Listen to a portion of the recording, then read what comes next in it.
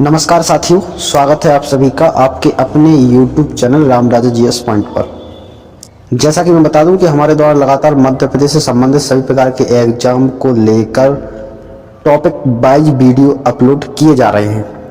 अगर अभी तक आपने हमारे चैनल पर नहीं देखा तो आप हमारे चैनल राम राजा जीएस पॉइंट चैनल को सर्च करके और उस चैनल को आप सब्सक्राइब कर लीजिए, ठीक है। और आज हम पढ़ने वाले हैं क्या? आज हम पढ़ने वाले हैं कंप्यूटर से संबंधित सेकंड लेक्चर। इसका पहला वीडियो हमने अपलोड कर दिया। अगर नहीं देखा तो आप प्ले लिस्ट में जाके उसको अच्छे तरीके से देख सकते हैं, ठीक है। सबसे पहले हम चलते हैं, आपको बताते हैं। जैसा कि आप देख रहे हैं कि कल हम पढ़ चुके थे, अभी पिछले वीडियो में हमने पढ़ा इंट्रोडक्शन, यानी कंप्यूटर का जो है इंट्रोडक्शन हम पढ़ चुके कंप्यूटर, ठीक है। अब आज हम पढ़ने वाले हैं क्या? आज हम पढ़ने वाले हैं क्लासिफिकेशन ऑफ कंप्यूटर, यानी कंप्यूटर का वर्गीकरण कैसे होता है, ठीक है। तो इस चीज़ को आप समझिए। कंप्यूटर का जो वर्गीकरण है वो 3 टाइप में उसका वर्गीकरण किया गया है। क्लियरली आपको दिख रहा होगा। एक तो आ जाता आकार के आधार पर, दूसरा है उद्देश्य के आधार पर, तीसरा है अनुप्रयोग के आधार पर। अब देखिए आप, अगर आपसे क्वेश्चन पूछता है कि कंप्यूटर को आकार के आधार पर कितने भागों में बांटा गया है, तो आप बता सकते हैं आकार के आधार पर 5 भागों में बांटा गया है, ठीक है। अगर आपसे पूछे कि उद्देश्य के आधार पर, तो उद्देश्य के आधार पर 2 टाइप में बांटा गया, ठीक। अगर आपसे पूछे अनुप्रयोग के आधार पर कितने भागों में बांटा गया, तो 3 प्रकार से। आप 3 2 5 और 5 3 8, यानी कंप्यूटर का जो वर्गीकरण है वो 8 प्रकार में डिवाइडेशन हुआ है, लेकिन ये कंबाइंड है, समझ रहे हैं ना, प्रॉपर्ली 8 ही प्रकार से नहीं हुआ है। आकार के आधार पर अगर हम बात करें तो आकार के आधार पर 5 भागों में बांटा, ये बात हमने आपको पहले बता दी। अब जो भाग आता है उसका पहला micro computer, mini computer, main frame computer, personal computer और सुपर कंप्यूटर। ये आकार के आधार पर किया है ना, समझे ना आप इस चीज़ को। इसके अलावा उद्देश्य के आधार पर अगर हम बात करें तो उद्देश्य के आधार पर 2 टाइप में बांटा गया, ठीक है। आप समझ सकते हैं उद्देश्य के आधार पर 2 टाइप। एक तो सामान्य उद्देश्य, यानी हम कह सकते हैं जनरली, है ना, जनरली काम करने के तौर पर, और दूसरा है एक पर्सनली, मतलब कि विशिष्ट उद्देश्य के हिसाब से उसको डिवाइडेशन किया गया है। इसके बाद अनुप्रयोग के आधार पर 3 टाइप में बांटा गया है, एक तो एनालॉग, एक डिजिटल और एक हाइब्रिड। इस चीज़ को आप समझ सकते हैं, थोड़ा डिटेल में आपको बताते हैं। आकार के आधार पर 5 टाइप में बांटा है। अब आप समझिए, आकार के आधार पर 5 टाइप में बांटा है, तो पहला जो टाइप है जिसको बोलते हैं माइक्रो कंप्यूटर। अब ये जो है वर्ष 1970 में तकनीकी क्षेत्र में इंटेल द्वारा माइक्रो प्रोसेसर का आविष्कार हुआ था, जिसके प्रयोग से कंप्यूटर प्रणाली काफ़ी सस्ती हो गई है। और ये कंप्यूटर इतने छोटे होते थे, इन्हें डेस्क और सरलतापूर्वक रखा जा सकता था। इन्हें डेस्क होते हैं कुछ आसान से रख सकते थे। इसको कहा क्या जाता था, तो इसको कहा जाता था कंप्यूटर ऑन ए चिप। ये यहाँ इंपोर्टेंट बन जाता। आप आपसे पूछ सकते हैं कंप्यूटर ऑन ए चिप किसका भाग है, माइक्रो कंप्यूटर का, मिनी कंप्यूटर का, मेन फ्रेम कंप्यूटर का, तो कोई सा भी ऑप्शन आपसे दे के पूछ सकते हैं, ठीक है ना। तो इस प्रकार से क्वेश्चन बनते हैं। इसके जो उदाहरण है, कुछ इसके उदाहरण है जैसे IM, AC, IBM, PC2, Apple, है ना, इसके कुछ उदाहरण हैं, ठीक है। अब अगर हम बात करें डेस्कटॉप कंप्यूटर, डेस्कटॉप, इसके 5 पार्ट इसके भी 5 पार्ट बना दिए, किसके, माइक्रो कंप्यूटर, इसके 5 पार्ट। डेस्कटॉप इसको जानते हैं, डेस्कटॉप जिसको बोलते हैं डेस्कटॉप कंप्यूटर, ये आप देख रहे हैं। ये पर्सनल कंप्यूटर का सबसे ज़्यादा उपयोग होने वाला रूप है। मतलब कि अगर देखा जाए तो जो डेस्कटॉप कंप्यूटर है ये जनरली ज़्यादातर यूज होता है, ठीक है। और इसका जो दूसरा रूप है उसको हम कहते हैं लैपटॉप। तो ये लैपटॉप इसी का दूसरा रूप है। तो इसको समझ सकते हैं आप, ये लैपटॉप है, इसको एक प्रकार से देखा जाए तो इधर उधर लाया जा सकता है और कहीं भी मतलब ले जाया जा सकता है, तो और ये रखने और ले जाने में आसान सा लगा, तो इसका सेकंड टाइप भी आ गया जिसका नाम है लैपटॉप। इसके अलावा इसको लैपटॉप को नोटबुक भी कहते हैं, ठीक है, याद रखिएगा। हैं इसके अलावा पॉमटॉप, यह लैपटॉप की तरह ही पोर्टेबल पर्सनल कंप्यूटर है, ये लैपटॉप से भी हल्का होता है, ठीक है, तो ये पॉमटॉप है।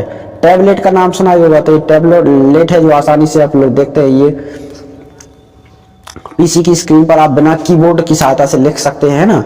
तो ये सब चीजें आपको देखने को, मतलब ये आसान सा हुआ है कंप्यूटर, देखा जाए तो एक प्रकार से बहुत आसान सा होता जा रहा है। आज के समय को देखा, मॉडर्न टाइम को देखकर हम बता सकते हैं कि कंप्यूटर का जो उपयोग है वो कितना तेजी से बढ़ा है, और उपयोग बढ़ने के कारण उनका जो एक प्रकार से उनका जो कैटेगरीज है उसमें भी कहीं ना कहीं डिवाइडेशन कर दिया गया है, ठीक है।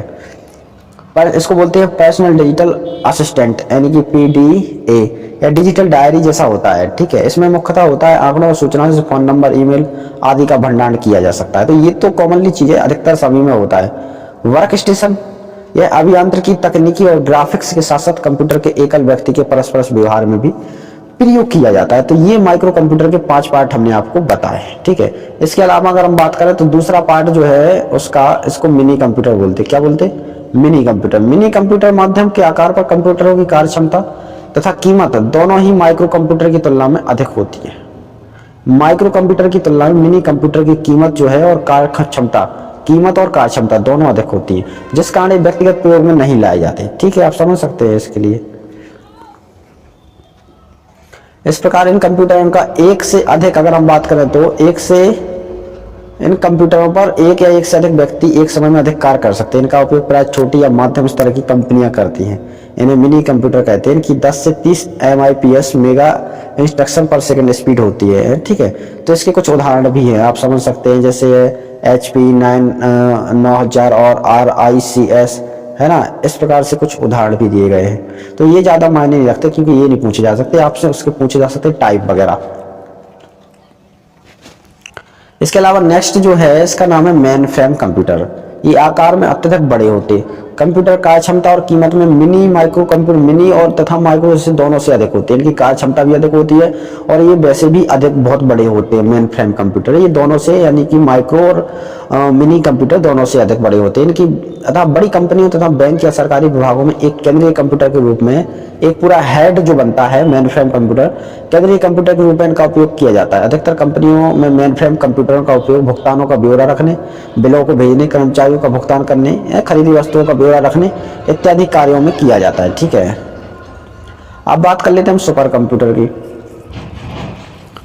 तो सुपर कंप्यूटर जो है ये सर्वाधिक गति होती है इसकी। पहली चीज तो ये है, सुपर तो सुपर ही है भाई, है ना। तो इसकी सर्वाधिक गति होती है।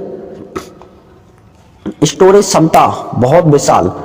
इनका आकार एक सामान्य कमरे के बराबर होता है। अभी तक आपने सोचा होगा सुपर कंप्यूटर ऐसा होता होगा जिसको अपन नॉर्मली आप उठा के रख दो जहां चाहते हो, ऐसा कुछ भी नहीं है। सुपर कंप्यूटर एक प्रकार का इतना बड़ा होता है कि उसका ये जो आकार है वो देखा जाए तो एक प्रकार से एक कमरे के बराबर होता है, ठीक है। विश्व का प्रथम सुपर कंप्यूटर की रिसर्च कंपनी द्वारा 1976 में विकसित किया गया था। ये पूछा जा सकता है ये किस कंप्यूटर का उदाहरण है, आपसे पूछे क्रे फर्स्ट किस कंप्यूटर का उदाहरण है, मिनी कंप्यूटर आपसे पूछ ले, माइक्रो कंप्यूटर आपसे पूछ ले, मेन फ्रेम कंप्यूटर आपसे पूछ सकते हैं, सुपर कंप्यूटर तो आप बता सकते हैं सुपर कंप्यूटर का उदाहरण। भारत के पास भी एक सुपर कंप्यूटर है जिसका नाम है परम, इसको याद रखिए। भारत के सुपर कंप्यूटर का नाम भी आपसे पूछ सकते हैं, तो क्या नाम है? परम नाम है। इसका विकास CDAC ने किया था, है ना। परम 1000 भी तैयार कर लिया गया है, 10,000 भी तैयार कर लिया गया है, ठीक है। इनका उपयोग किस लिए होता आपसे ये पूछ सकते हैं?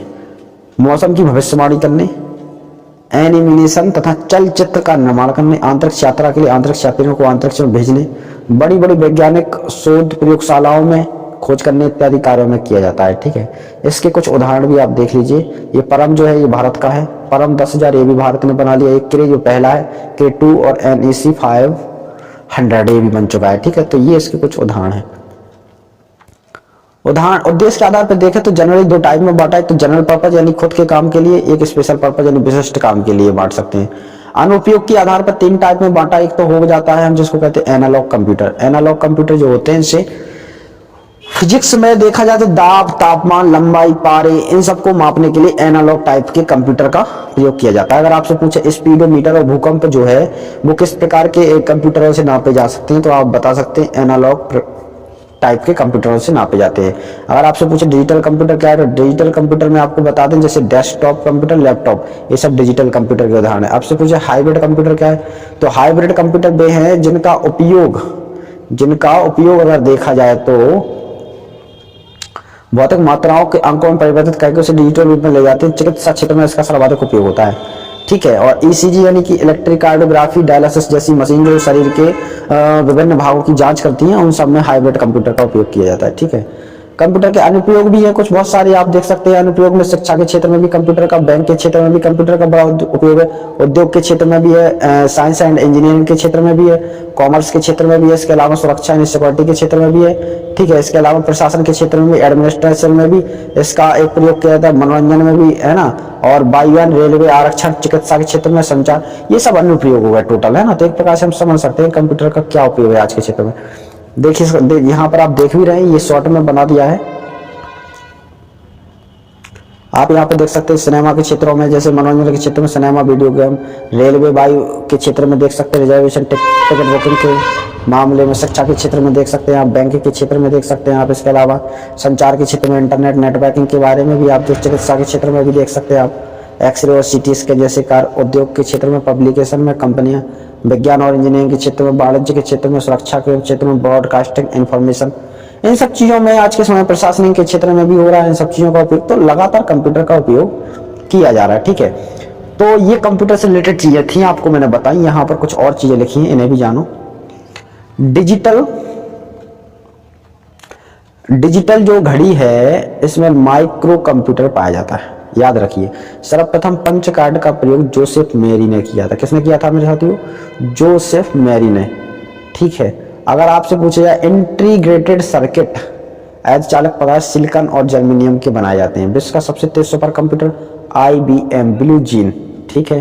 भारत का सबसे तेज कंप्यूटर EKA, एक छोटे सिलिकॉन चिप ट्रांजिस्टरों पर अन्य इलेक्ट्रॉन उपकरणों के साथ पूर्ण इलेक्ट्रॉनिक सर्किट को इंटीग्रेटेड सर्किट कहते हैं। एक इंपोर्टेंट क्वेश्चन है, बहुत फैक्ट निकालते हैं, तो ठीक है। ये हमारा एक जो था कंप्यूटर का, आपको डिवाइडेशन करके हमने बताया लगभग क्लासिफिकेशन ऑफ कंप्यूटर का, इससे संबंधित है। इससे पहले का वीडियो जो था हमारा, वो था हमारा इंट्रोडक्शन ऑफ एनी कंप्यूटर का परिचय के बारे में हमने पढ़ाया था। आपने अगर पिछला वीडियो नहीं देखा तो आप देखिए, और ये दोनों वीडियो हो चुके हैं। इससे संबंधित जो भी MCQ होंगे वो अगले वीडियो में अपलोड हो जाएंगे। धन्यवाद।